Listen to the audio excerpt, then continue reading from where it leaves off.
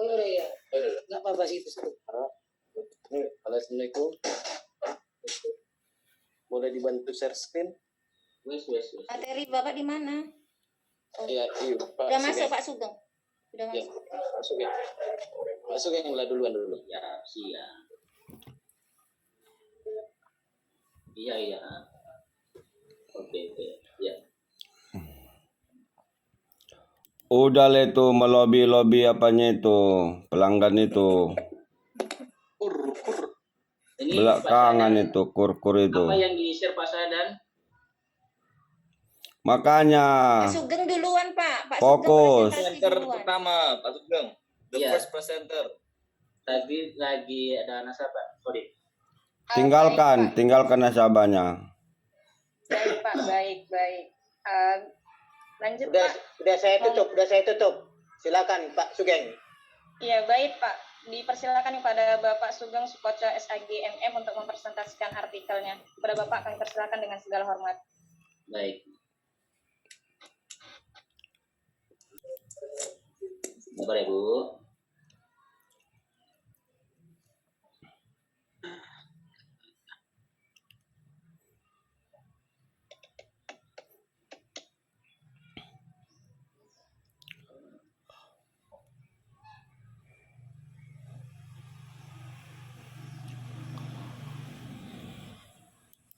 Ini Ibu Nurul yang mau dipresentasikan. Bang. Apa Pak? Untuk memberikan kenyamanan pada presenter, Bapak Ibu harap di-unmute-kan speakernya. Terima kasih. Baik. Dan Bu. Sudah. Assalamualaikum warahmatullahi wabarakatuh. Waalaikumsalam warahmatullahi wabarakatuh. Alhamdulillah rabbil alamin wa bihi nasta'in umurid dunya waddin. Asyhadu an la ilaha illallah wahdahu la syarika lah wa asyhadu anna Muhammadan 'abduhu wa rasuluhu qala. Alhamdulillah, puji syukur kepada Allah Subhanahu wa taala. Pada hari ini kita dapat melaksanakan konferensi internasional yang mana presenter pertama adalah saya sendiri bernama Sugeng Sukoco SAGMM. Adapun judul saya hari ini adalah tentang studi tokoh, yaitu tokoh yang bernama Syekh Ali Hasan Ahmad Ad-Dari, yaitu tokoh pendidikan Tapanuli Selatan. Sembari selawat berikan salam kita hadiahkan kepada junjungan kita Nabi besar Muhammad sallallahu alaihi wasallam. Mudah-mudahan yang ada di konferensi internasional hari ini diberikan syafaat nanti di yaumil mahsyar kelak. Amin ya rabbal alamin. Yang kami hormati moderator Bapak Ibu Hayatun Sabariyah, Ibu ya. Ibu Hayatun Sabariyah.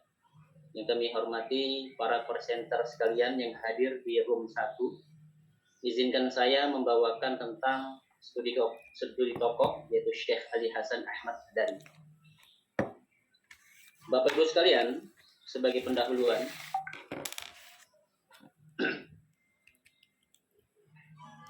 merangkum apa yang dikatakan oleh Profesor Dr. Haidar Putra Daulay tadi, bahwa di dalam Islamic education itu dibutuhkan yaitu namanya pembaharuan di dalam pendidikan. Nah, pendidikan jika dibaharu maka pasti akan bangkit.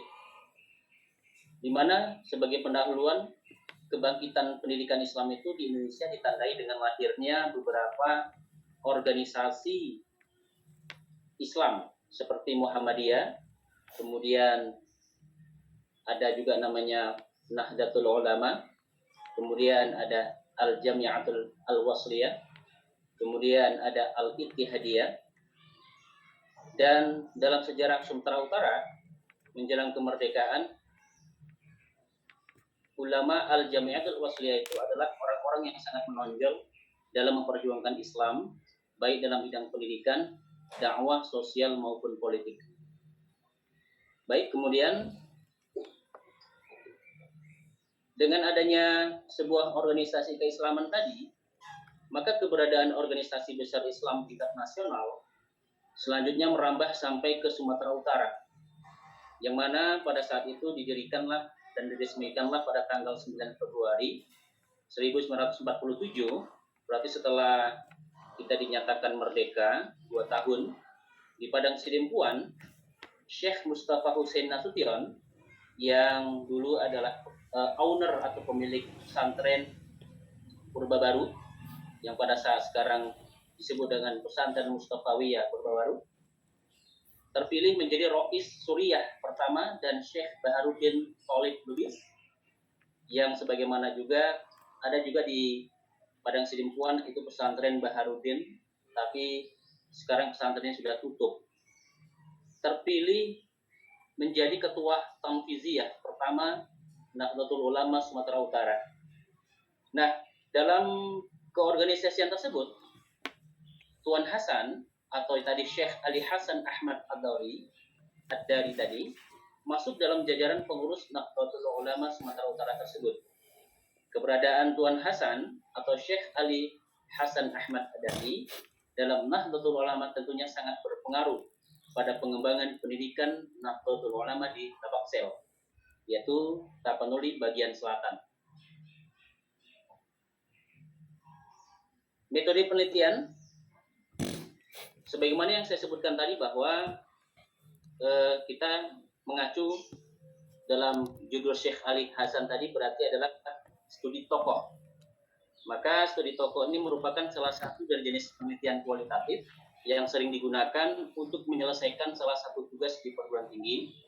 Sebagai jenis penelitian kualitatif, maka penelitian tokoh juga menggunakan metode bagaimana lazimnya dari dalam penelitian kualitatif, yaitu wawancara, observasi, dokumentasi, dan catatan-catatan perjalanan hidup sang tokoh.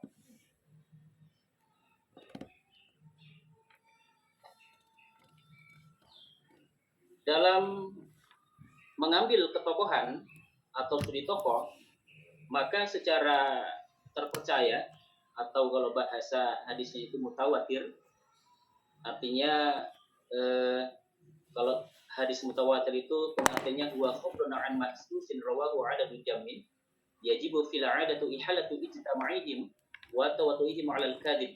Artinya tidak ada yang bisa berbohong di dalam sebuah penampilan sanad kalau untuk hadis. Ini juga sebagai ketokohannya secara mutawatir itu di masyarakat itu diberikan sebuah legitimasi bagi dia bahwa dia memang pantas disebut sebagai tokoh, itu ya, dalam ketokohan ini. Maka objek penelitian yang kita lakukan pada hari ini, karena memang secara historis Syekh Ali Hasan Ahmad Ad-Dari itu memiliki beberapa kriteria yang bisa kita sebut dalam hal ini studi tokoh, maka layak dia dijadikan tokoh dalam penelitian ini.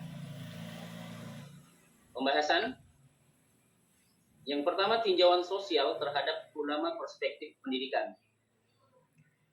Sejarah munculnya term ulama, kata-kata ulama dalam masyarakat Islam secara historis atau sejarah sulit untuk melacak kapan term ulama menjadi bagian dalam tradisi umat Islam.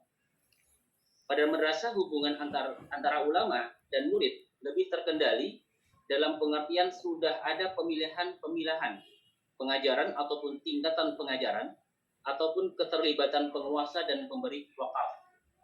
Sejarahnya, masyarakat Islam tidak mengenal pemisahan kewajiban keagamaan dan kewajiban kenegaraan.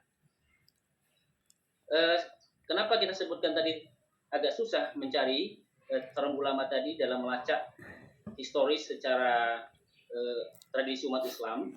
Karena memang kata ulama itu berasal dari alama, orang yang memahami dan memiliki keilmuan. Oleh karena itu, kalau di zaman Rasulullah, mereka yang ingin mencari ilmu kepada Rasulullah itu adalah dengan bermuzakarah langsung bertemu dengan Rasulullah. Kemudian selanjutnya itu tinjauan sosial terhadap ulama perspektif pendidikan.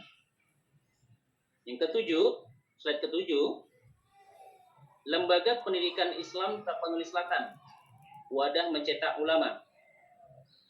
Sebagaimana kita ketahui dan bahkan tadi kita mendengar dari paparan Profesor Dr. Haji Haidar Putra Daulay bahwa ada beberapa historis di mana sebelum abad ke-20 sebenarnya sudah berdiri beberapa lembaga pendidikan Islam di wilayah Tapanuli bagian selatan. Namun karena pengaruh kebijakan pemerintah kolonial Belanda, lembaga-lembaga tersebut tidak berkembang, bahkan ditutup oleh pemerintahan Belanda. Pendidikan di Tapsel atau Tapanuli Selatan pada umumnya diusahakan oleh pemerintah, kecuali sekolah agama Islam yang tidak disubsidi.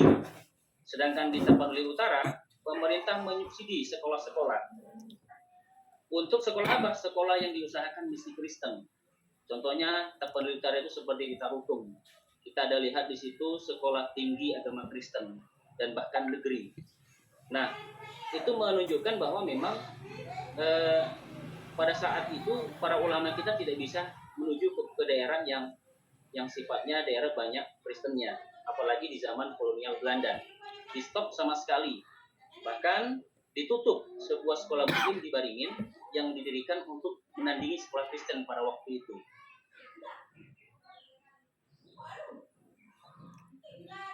Selanjutnya, Syekh Muhammad Daud Hasibuan pada tahun 1900 sampai 1965 itu mendirikan Madrasah Ibtidaiyah Ilmiah Diniyah Khashatan Julu. Kemudian dan Madrasah Jamiyatul Waponiyah Muhammadiyah Khashatan Julu. Oleh karena itu, diawali dengan membuka pengajian di rumahnya si Daud Hasibuan ini, Syekh Muhammad Daud Hasibuan. Kemudian tahun 1936 membuka sebuah sekolah dengan 3 lokal. Tahun 39 mendirikan Madrasah Ibtidaiyah Ilmiah. Tahun 46 namanya berubah menjadi Madrasah Jamiyatul Waponiyah Muhammadiyah. Kemudian Khashatan Julu itu adalah daerah Barumun. Barumun itu berarti daerah Sibuhuan. Inilah Muhammad Daud Hasibuan mendirikan di tahun sebelum Indonesia merdeka. Dan dia juga pernah belajar di Pondok Panyarung Kedah Malaysia dan Pondok Syekh di Kedah Malaysia. Di antara gurunya ada Haji Yakub dan Kelantan Malaysia. Ia kemudian belajar di Mekah tahun 25 sampai 30 sebelum merdeka juga. Apa hubungannya dengan Daud Hasibuan? Hubungan dengan Daud Hasibuan termasuk dengan Dahlan Hasibuan. Ini dia selanjutnya adalah sebelum kita jelaskan tentang Syekh Ali Hasan, Muhammad Dahlan Hasibuan mendirikan pesantren Syekh Muhammad Dahlan tahun 38. Awalnya membangun pesantren di Harwaya Sibuhuan dengan membuka madrasah tingkat sanawiyah dan aliyah sebagai kelanjutan dari madrasah ibtidai. Pesantren ini kemudian dikenal dengan Pondok Pesantren Syekh Muhammad Dahlan. Ini ada juga di Spiro Muhammad Dahlan. Selanjutnya dipimpin oleh Haji Mukhtar Mudah Nasution yang merupakan alumni Dar al-Ulama Mekah dan pernah sebagai pemimpinnya Utsman Ridwan Hasibuan tahun 15 sampai 62. Setelah pulang dari Mekah mendirikan pesantren Paringonan Barumun dan juga mendirikan madrasah ibtidai Paringonan.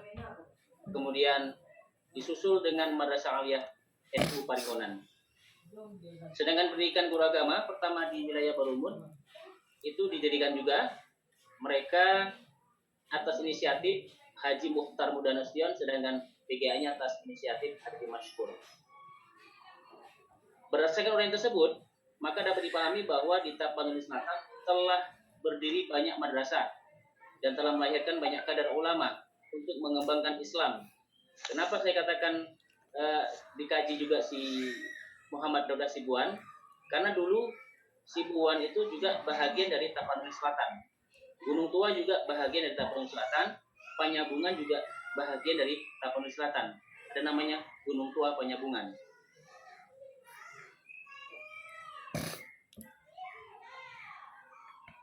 Oke, kita masuk ke bagian Syekh Ali Hasan Ahmad Adari, tokoh pendidikan. Sebelum abad ke-20 sebenarnya sudah berdiri beberapa lembaga pendidikan Islam di wilayah Tapanuli bagian selatan.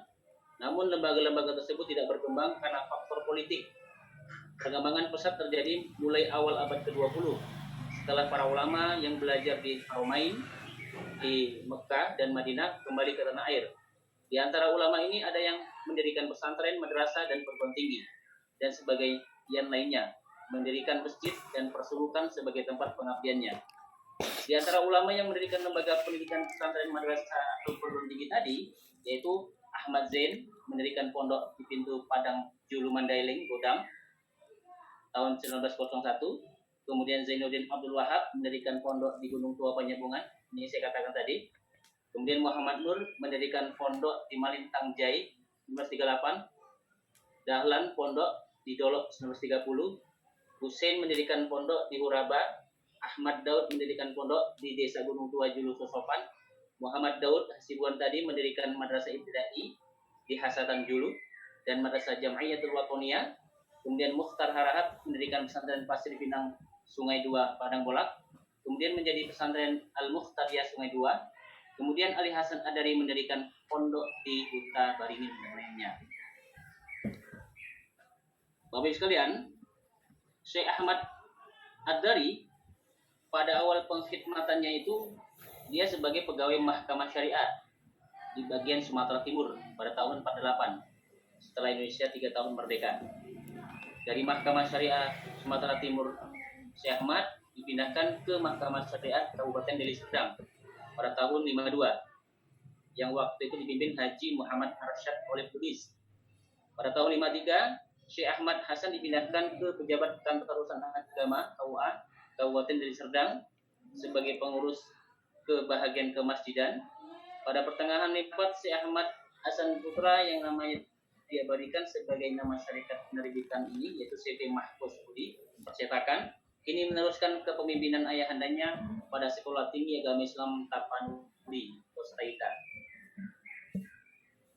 Tahun 58 Syekh Adari bersama adik kandungnya yaitu Kiai Haji Zubair Ahmad mendirikan sekolah pendidikan guru agama Al-Iman di Padang Sidimpuan dan menjadi direktur di pengajarnya sekaligus menjadi direktur dan pengajarnya atau dosennya.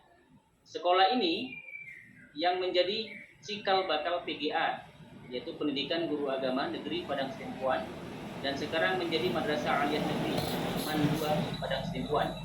Syekh Ali Hasan Ahmad Ad-Dari kemudian mendirikan sekolah persiapan perguruan tinggi agama Islam sekaligus menjadi direktur dan dosennya tahun 58 sampai 61. Dibantu oleh Abu Sofyan Daulay, Syekh Ali Hasan Ahmad Ad-Dari juga ikut mendirikan Universitas Tapanuli atau UNITA di Padang Sidimpuan dan Masjid Raya Al-Abror yang sekarang sudah menjadi masjid besar dan sering untuk menampung para jemaah haji di Padang Sidimpuan.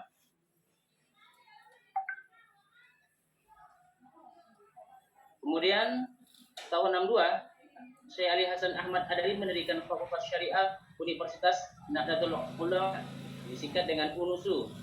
Kemudian Universitas Islam Tapanuli, UISTA, Sekolah Tinggi Islam Tapanuli, STISTA, dan beliau menjadi dosen dengan mata kuliah hadis dan fikih pada Fakultas Syariah perguruan tinggi tersebut.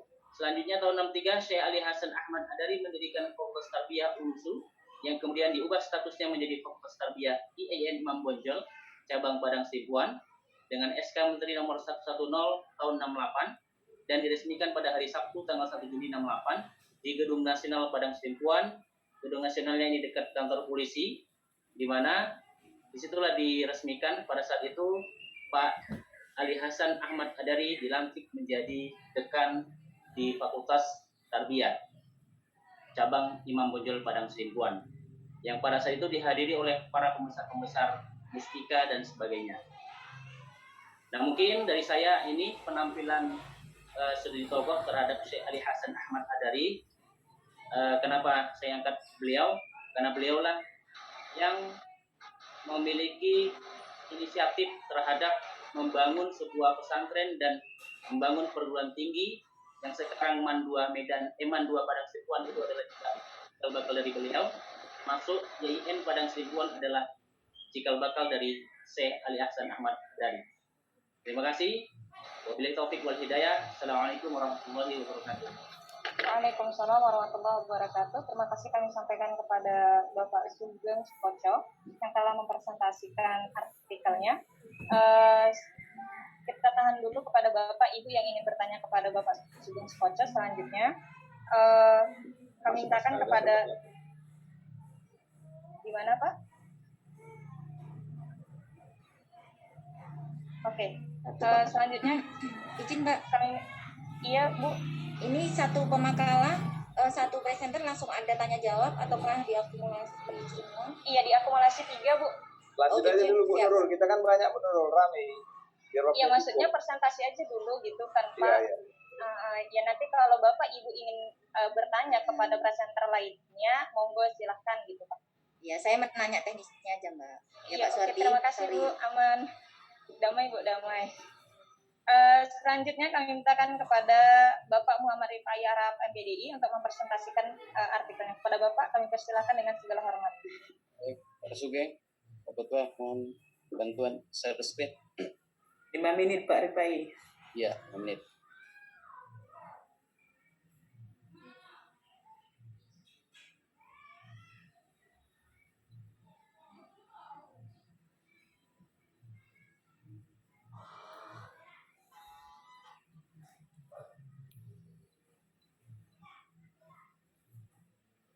Baik, Assalamualaikum warahmatullahi wabarakatuh.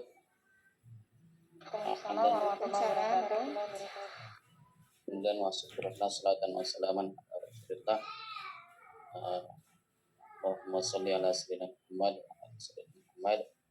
Bersyukur kita kepada Allah yang mengucapkan alhamdulillah, berselawat kita kepada Rasulullah sallallahu alaihi wasallam dan mengucapkan Allahumma sholli ala sayyidina Muhammad.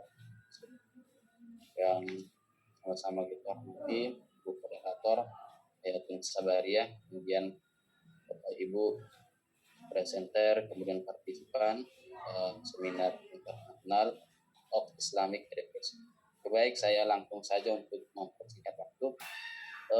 Artikel saya adalah mengenai mutu kelembagaan. Lanjut next, Pak Sugeng.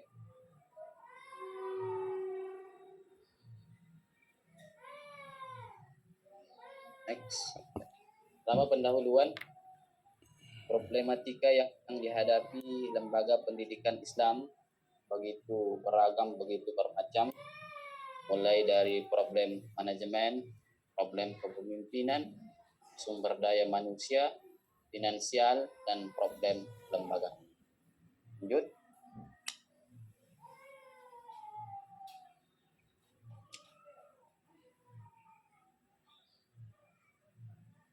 Kosma. Next, Pak Ketua.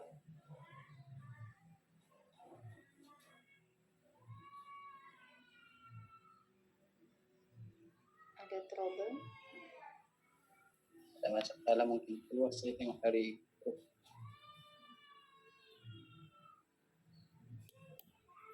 Nggak fokus itu dia.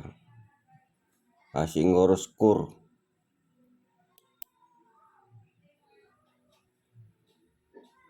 Oke.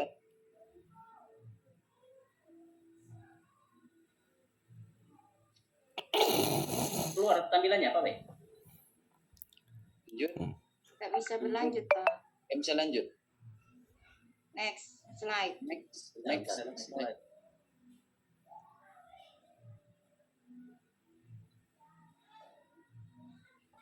Iya, bermasalah pula nih. Sorry bentar. Fokus. Dibantu Pak Sahdan kayak mana Pak Ketua? Di sini aja Pak Sugeng. Oke, Pak Sadan. Keluar.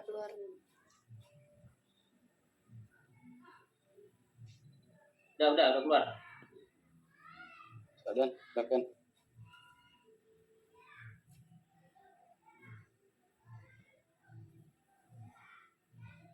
Belum muncul. Udah. Belum Pak. Belum. Ini belum. Belum Sini nampak belum. Ustaz. Double klik to enter full screen mode.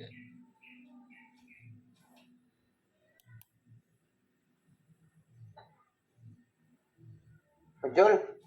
Belum. Not yet.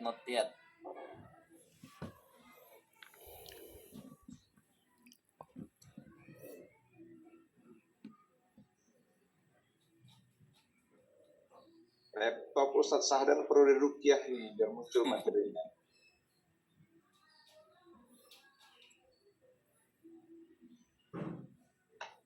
Bismillah, Bismillah. Lagi diganggu malaikat Israel. Mana ini? Udah. Nggak bisa Ustaz. Kenapa enggak bisa Coba semua? kirim ke grup. Belum Ustadz, belum. Kita bantu kirim ke grup. Kirim ulang. Kirim ulang. Oke. Yuk, kirim dulu upaya.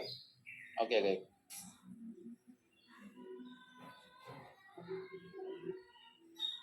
Gitu. Udah saya kirim. Kau mati kalau yang ini?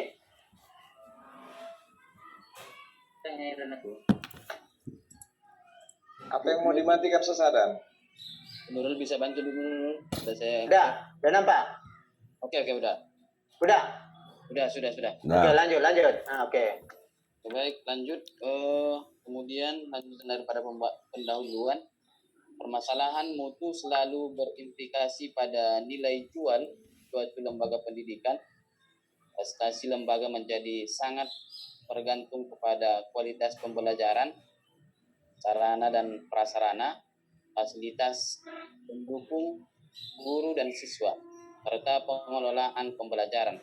Semakin bermutu lulusan yang dihasilkan, maka nilai jual dan ketertarikan untuk masuk ke lembaga pendidikan tersebut semakin baik. Next. Dan ya. Kemudian pembahasan mutu kelembagaan dalam pendidikan. Mutu lembaga pendidikan akan dipengaruhi bagaimana lembaga mampu mengelola seluruh potensi secara optimal, mulai dari tenaga kependidikan, peserta didik, proses pembelajaran, sarana pendidikan, keuangan, dan termasuk hubungannya dengan masyarakat. Pada kesempatan ini, lembaga pendidikan Islam harus mampu merubah paradigma baru pendidikan yang berorientasi pada mutu semua aktivitas yang berinteraksi di dalamnya. Seluruhnya mengarah kepada pencapaian pada mutu. Next. Slide ke-5. Lanjut. Udah. Lanjut. Oke. Slide ke-5, Sadam. Slide ke-5. 5. Oke. Setiap Ini kegiatan kelima. peningkatan mutu berhubungan dengan pendayagunaan sumber-sumber pendidikan. Dalam konteks lembaga pendidikan, kriteria mutu yang unggul dapat diketahui antara lain dari aspek prestasi akademis, sarana dan prasarana, partisipasi stakeholders, dan lain-lain. Seluruh manajemen komponen pendidikan harus senantiasa berorientasi pada pencapaian mutu. Semua program dan kegiatan pendidikan serta pembelajaran di lembaga pendidikan pada hakikatnya harus bisa diarahkan pada pencapaian mutu. Next.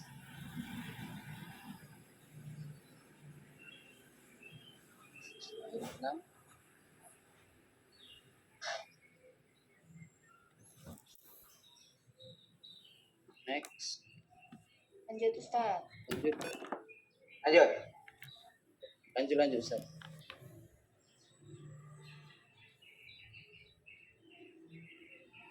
Lanjut. Belum bisa, belum bergerak.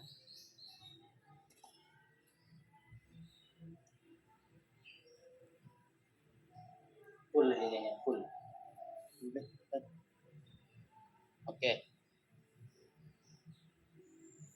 Oke, ini aja. Ini aja. Ya. Oke. Pelaksanaan ataupun dalam manajemen itu ada dinamakan dengan pelaksanaan. Yang dimaksud dalam manajemen inilah peningkatan mutu lembaga sekolah atau madrasah adalah pelaksanaan yang meliputi 8 standar nasional, yaitu pelaksanaan standar isi, pelaksanaan standar kompetensi lulusan, pelaksanaan standar proses, pelaksanaan standar tenaga pendidik dan kependidikan, pelaksanaan standar pengelolaan, pelaksanaan standar pembiayaan, dan pelaksanaan standar penilaian. Lanjut. Maka setiap kegiatan pendidikan di sekolah harus memiliki perencanaan yang jelas dan realistis, pengorganisasian yang efisien, pengarahan dan pemotivasian seluruh personel sekolah untuk selalu dapat meningkatkan mutu kinerjanya dan pengawasan secara berkelanjutan.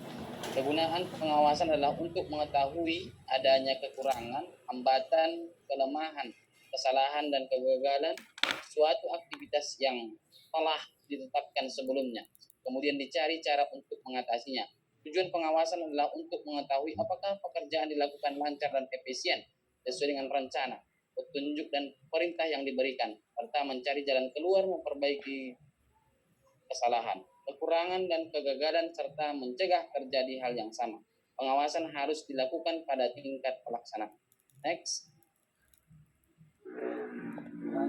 Dan mutu lembaga pendidikan akan dipengaruhi oleh sejauh mana lembaga mampu mengelola seluruh potensi secara optimal, mulai dari tenaga kependidikan, peserta didik, proses pembelajaran, sarana pendidikan, keuangan, dan termasuk hubungannya dengan masyarakat.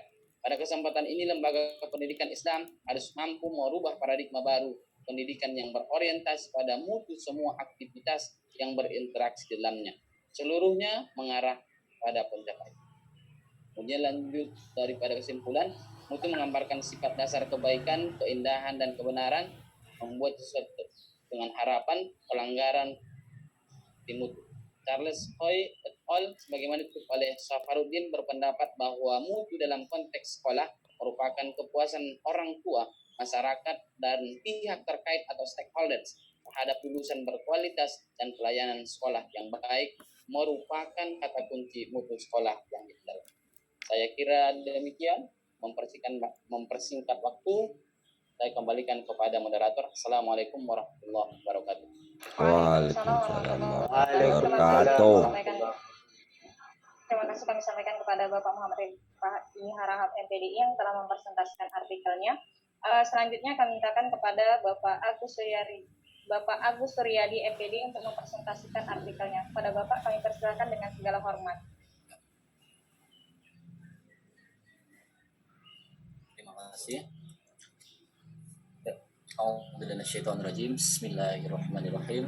Uhayyikum tahiyatan islamiyatan tahiyatan ya jannah. Assalamualaikum warahmatullahi wabarakatuh.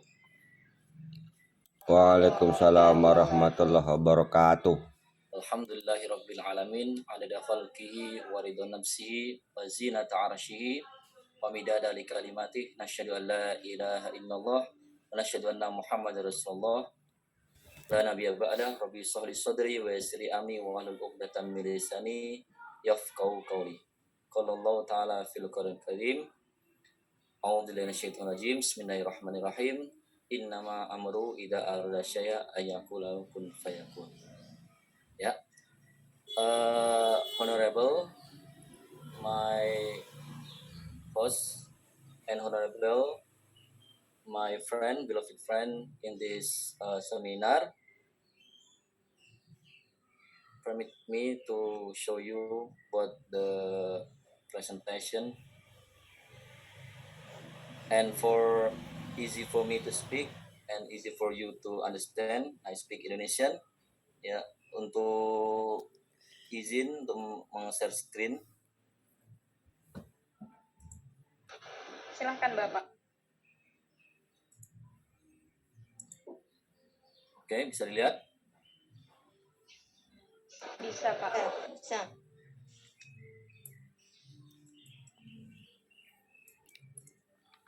Oh.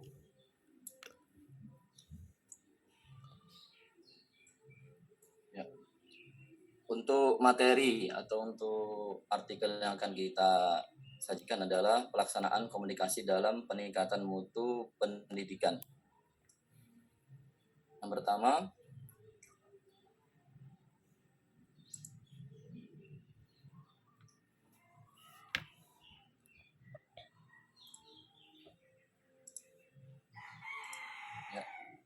berbicara mengenai mutu pendidikan itu tidak terlepas daripada proses bimbingan yang terencana, terarah, terpadu dalam membina potensi siswa untuk menguasai ilmu pengetahuan, nilai-nilai, dan keterampilan itu sangat menentukan untuk masa depan bangsa.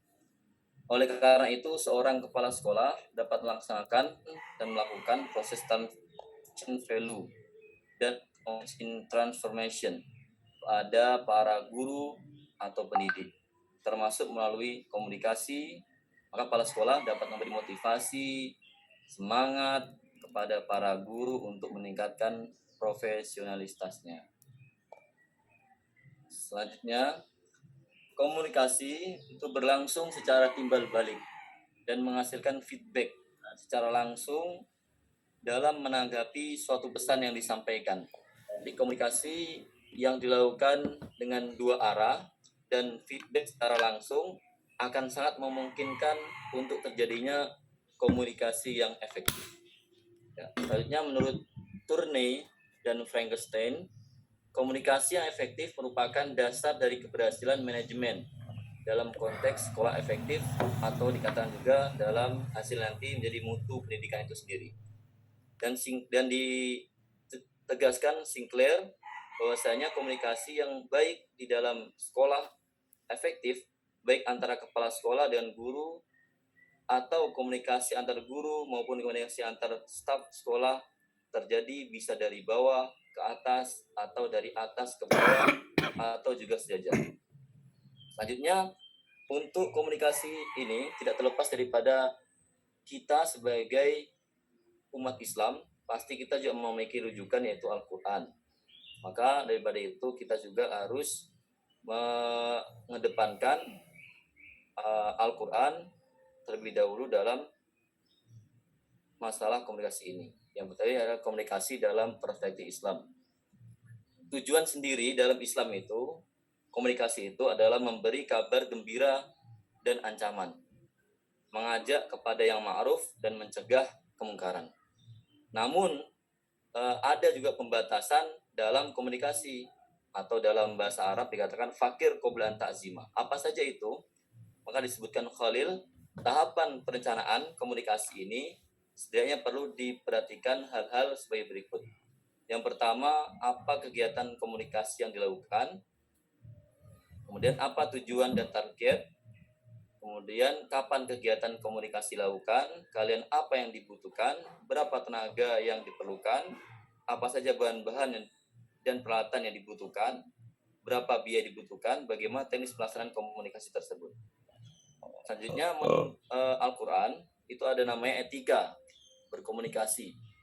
Itu ada 6 yang sudah kita rangkum di beberapa surah. Yang pertama adalah qaulan sadidan.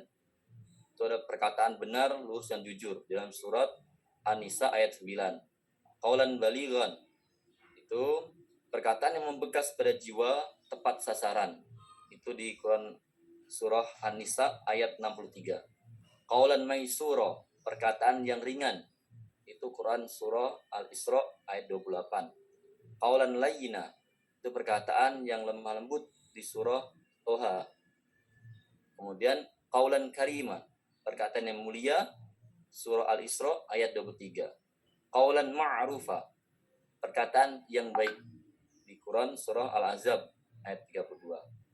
Selanjutnya, untuk pengertian komunikasi sendiri, asal mula komunikasi dilakukan dengan 2 metode. Pertama, komunikasi langsung. Yang kedua, komunikasi tidak langsung. Langsung itu apa? Yaitu dengan lisan, secara lisan. Sedangkan tidak langsung dengan tulisan maupun simbol. Menggunakan media, bisa dengan daun, bisa dengan tanah, bisa dengan batu.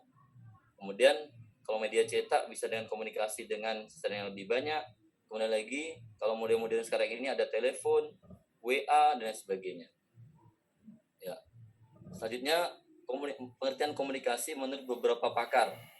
Yang pertama, menurut William S.P. Albig, komunikasi adalah proses pengiriman lambang-lambang yang berarti antara individu. Sedangkan menurut Wilbur Scrum, itu yang sama-sama beliau ini dari Amerika, terlahir dari Amerika, itu komunikasi berasal dari bahasa Latin yaitu communio atau common. Bila mana kita mengadakan komunikasi itu berarti membagikan informasi agar si penerima maupun si pengirim sepaham atas suatu pesan tertentu. Sedangkan almarhum Profesor Onong Ucana Effendi, komunikasi hakikatnya adalah proses penyampaian pikiran atau perasaan oleh komunikator kepada komunikan. Yang terakhir, menurut Bernard Ribbenbergson, komunikasi adalah transmisi informasi, gagasan, emosi, keterampilan, dan sebagainya dengan menggunakan simbol.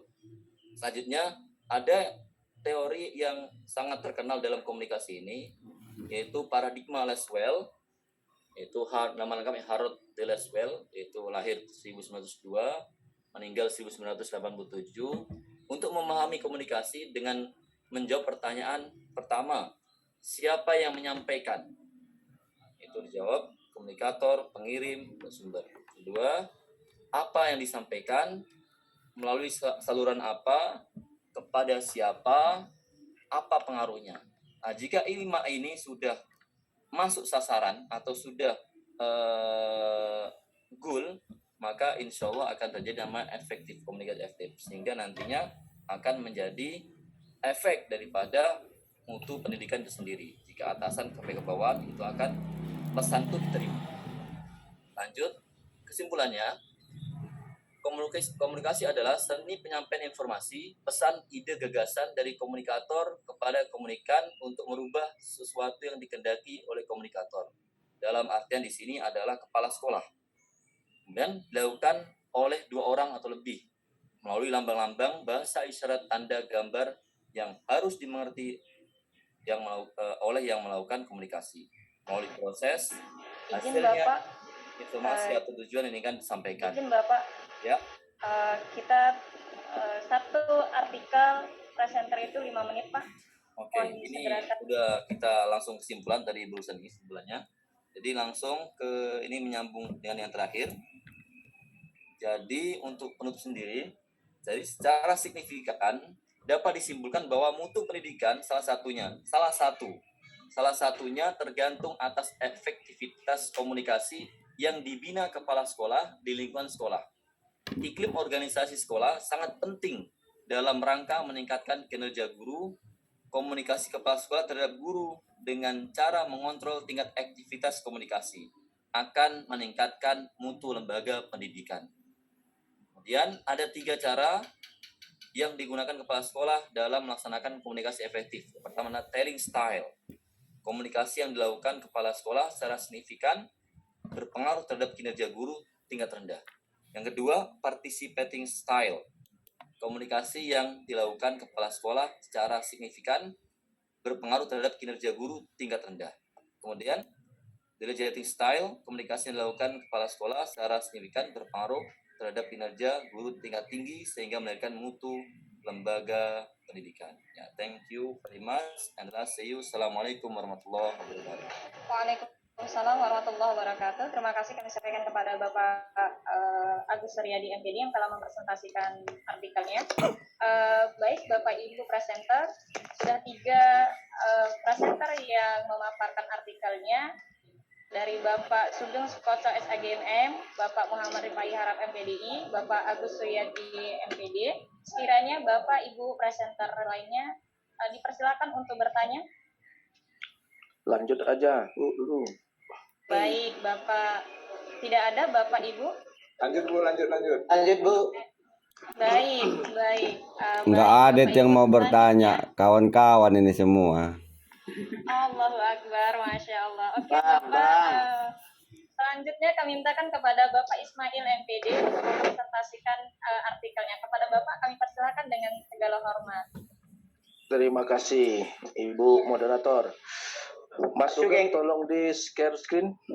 Sugeng atau saya? Boleh dua-dua. Siap dan siap. Mungkin lah. Aja ini ketua. Kok bisa dua-dua? Gak apa-apa, satu kiri satu kanan. Dan ya ketua tap temponya kan. Assalamualaikum warahmatullahi wabarakatuh. Waalaikumsalam warahmatullahi wabarakatuh. Alhamdulillah wa syukranillah, salatu wa salaman ala rasulillah. Puji syukur kehadirat Allah subhanahu wa ta'ala. Salawat dan salam ke junjungan Nabi Muhammad sallallahu alaihi wasallam.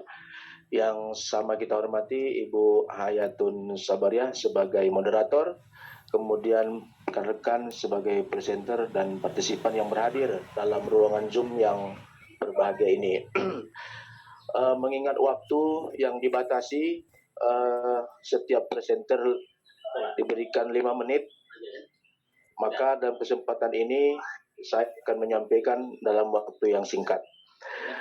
Lanjut aja Pak Sugeng ke pembahasan.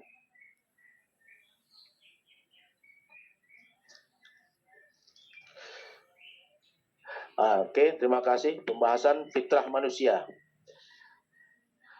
Jika orang menyebut fitrah manusia, itu maksudnya adalah keadaan semula atau bawaan sejak lahir manusia. Secara bahasa, kata fitrah berarti belahan, muncul, kejadian, dan penciptaan. Dalam Al-Quran, kata fitrah ini dengan berbagai bentuknya disebut sebanyak 28 kali. 14 diantaranya dalam konteks urusan penciptaan langit dan bumi. Sisanya disebut dalam konteks pembicaraan tentang manusia, baik yang berhubungan dengan fitrah penciptaan maupun fitrah keberagamaan. Lanjut. Di dalam Al-Quran ada disebutkan, yaitu di dalam surat Ar-Rum ayat 30, Bismillahirrahmanirrahim, fa'akim wajhaka lid-dini hanifa, fitratallahi allati fataran nasa 'alaiha, la tabdila li khalqillah, dzalika dinul qayyim, walakin aktsaran nasi la ya'lamun. Artinya tidak saya bacakan. Lanjut. Ayat tersebut menjelaskan bahwa sejak asal kejadiannya manusia telah diciptakan membawa fitrah, potensi keberagamaan yang benar, yakni agama yang hanif dan tauhid. Maka dalam perspektif ini manusia telah didesain jiwanya untuk beragama secara benar, memiliki fitrah diri yang positif, meskipun ada di antara manusia yang tidak mengembangkan potensi positifnya, sehingga yang berkembang justru potensi negatifnya. Lanjut. B. Paradigma kemanusiaan dalam pendidikan Islam. Pendidikan mempunyai peran strategis sebagai sarana human research dan human investment. Artinya pendidikan selain bertujuan menumbuh kembangkan kehidupan yang lebih baik, juga telah ikut mewarnai dan menjadi landasan moral dalam proses pemberdayaan jati diri. Hakikat pendidikan merupakan proses humanisasi dan yang berimplikasi pada proses kependidikan dengan orientasi pengembangan aspek-aspek kemanusiaan seperti rohaniah psikologis. Aspek rohaniah psikologis inilah yang dicoba didewasakan dan diinsan kamilkan melalui pendidikan sebagai elemen yang berpotensi positif dalam membangun kehidupan yang berkeadaban. Tujuan dari pendidikan Islam itu pada hakikatnya adalah realisasi dari cita-cita ajaran Islam itu sendiri yang membawa misi bagi kesejahteraan umat manusia di dunia dan akhirat. Kesejahteraan itu dapat diperoleh apabila kita menjalankan tugas kita sebagai hamba, yaitu untuk beribadah kepada Sang Khalik, karena dengan mengenal Sang Pencipta, kita akan merasa butuh kepadanya dan kita akan menjalankan segala urusan-urusan yang diperintahkan. Lanjut. Perjalanan hidup manusia, analisis membangun konseling Islami terhadap manusia. Gejala kehidupan manusia ditandai dengan adanya proses pertumbuhan dan perkembangan yang terpadu antara fungsi fisik dan fungsi psikis. Kondisi ini memberikan peluang bagi manusia untuk melakukan interpretasi dalam merakit pola kehidupannya, sekaligus merekayasa apa yang diinginkan. Allah memberikan perangkat kehidupan bagi manusia untuk bisa dikembangkan dan dimanfaatkan. Dan disinilah peran pendidikan Islam untuk memberikan tarbiyah kepada manusia agar dapat dimanfaatkan dengan baik. Lanjut.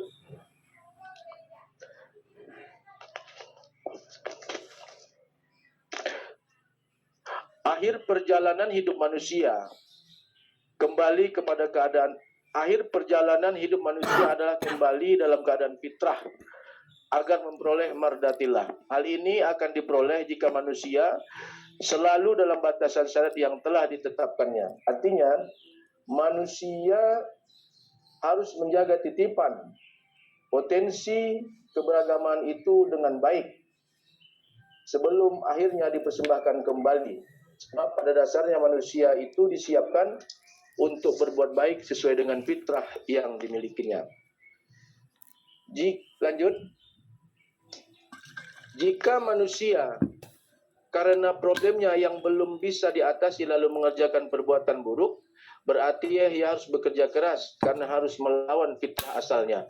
Maka disinilah konseling harus memainkan peranannya, yaitu sebagai sebuah solusi yang bertujuan memberikan bantuan kepada seorang atau sekelompok orang yang sedang mengalami kesulitan lahir batin dalam menjalankan tugas hidupnya dengan menggunakan pendekatan agama.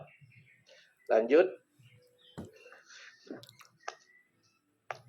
Yakni membangkitkan kekuatan iman dalam dirinya untuk mendorongnya mengatasi masalah yang dihadapinya.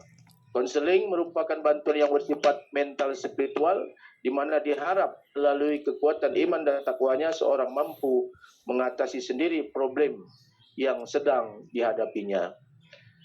Lanjut. Kebutuhan manusia terhadap konseling. Manusia pada dasarnya mempunyai dua sebutan, yaitu sebagai hamba Allah dan sebagai khalifah Allah. Manusia sebagai hamba ini menunjukkan bahwa manusia itu lemah. Maka dengan kelemahan tersebut manusia berpotensi mengidap masalah. Sedangkan manusia sebagai khalifah menunjukkan kebesaran manusia sekaligus besarnya tanggung jawab yang dipikul dalam kehidupan ini. Lanjut, Mas, sedikit lagi. Baik sebagai makhluk yang lemah maupun sebagai khalifah, pasti suatu ketika manusia bisa menghadapi masalah yang mengakibatkan mentalnya terganggu. Mungkin faktor stres dan lain-lain. Dalam kondisi ini tentu saja manusia membutuhkan orang lain untuk menenangkan jiwanya agar bisa pulih dan berpikir realistis. Jadi secara kodrati manusia memang memerlukan bantuan kejiwaan melalui konseling. Terakhir, kesimpulan. Potensi fitrah manusia yang diciptakan dan diberikan Allah merupakan modal kemanusiaan yang penting. Oleh karena itu, supaya potensi tersebut berkembang dan dapat digunakan, maka harus ada upaya untuk mengaktualkan potensi tersebut dalam kehidupan sehari-hari.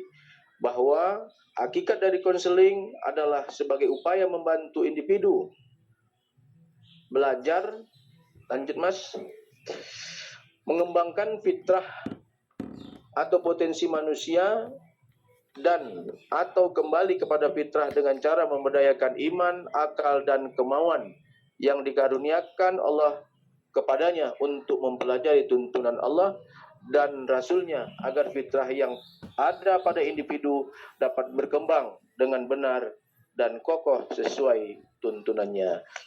Terima kasih.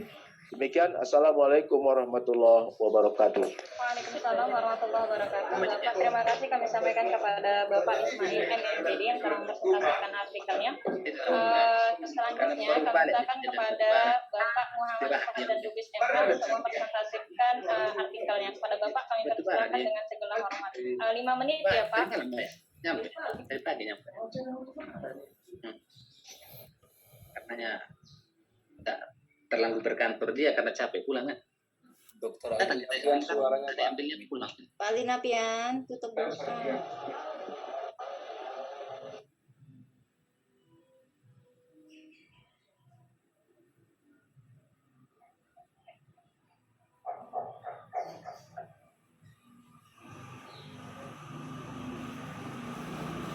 Bisa Ustaz? Oke, terima kasih. Assalamualaikum warahmatullahi wabarakatuh. Waalaikumsalam warahmatullahi wabarakatuh. Udah nampak kan? Belum, tapi itu. Udah. Belum, Ustaz. Belum ada Pak. Aku lagi. Kirim Ustaz ke Japri biar aku aja.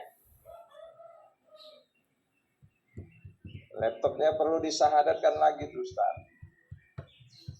Ustaz, kirim ke Japri.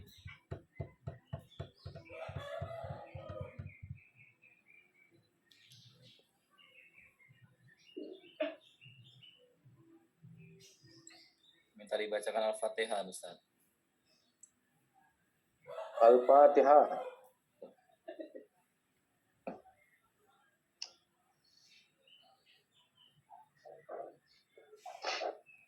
Kenapa?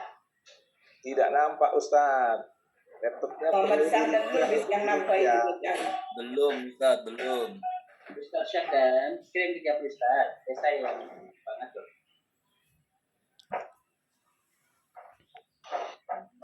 Udah habis 5 menit, Bang. Udah lewatkan aja, lewatkan. Pak, untuk memanfaatkan waktu langsung saja dibacakan Pak tanpa PowerPoint. Oke. Ya, silakan saya baca aja langsung. Assalamualaikum warahmatullahi wabarakatuh. Waalaikumsalam warahmatullahi wabarakatuh. Untuk makalah saya hari ini adalah tentang kepemimpinan, peningkatan mutu pendidikan.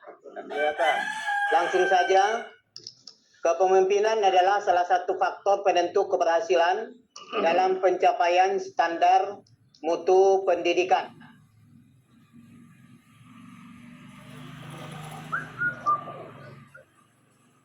Tutup Ustaz, tutup. Biar aku nampilkan Ustaz. Lanjut.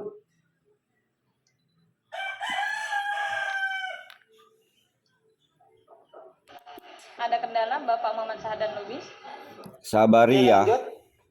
Mutu pendidikan adalah suatu evaluasi terhadap proses pendidikan dengan harapan tinggi untuk dicapai dan mengemban bakat-bakat tentang pendidikan. Kemudian proses pembelajaran adalah tujuan organisasi pendidikan. Dengan mutu pendidikan, maka tercapailah suatu evaluasi terhadap proses pendidikan dengan harapan tinggi untuk dicapai dan mengemban bakat-bakat pelanggan dalam proses pendidikan.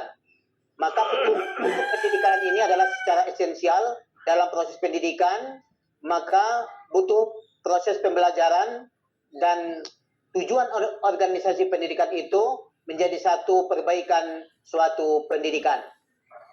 Nah, selanjutnya sebagai analisis pembahasan, yang pertama adalah tentang implikasi kepemimpinan terhadap upaya merealisasikan standar pendidikan dan tenaga kependidikan bagi pencapaian mutu pendidikan.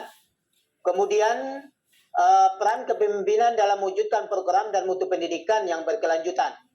Kemudian komitmen kepemimpinan dalam merealisasikan standar pendidikan dan tenaga kependidikan bagi pencapaian mutu pendidikan itu sendiri. Nah, kemudian selain itu, sebagai kajian konseptualnya dalam kepemimpinan dan mutu pendidikan ini adalah yang pertama konsep dasar kepemimpinan. Konsep dasar kepemimpinan ini adalah suatu konsep untuk bagaimana satu kepemimpinan itu dapat merealisasikan kepemimpinannya dalam satu lembaga pendidikan atau lembaga yang lainnya.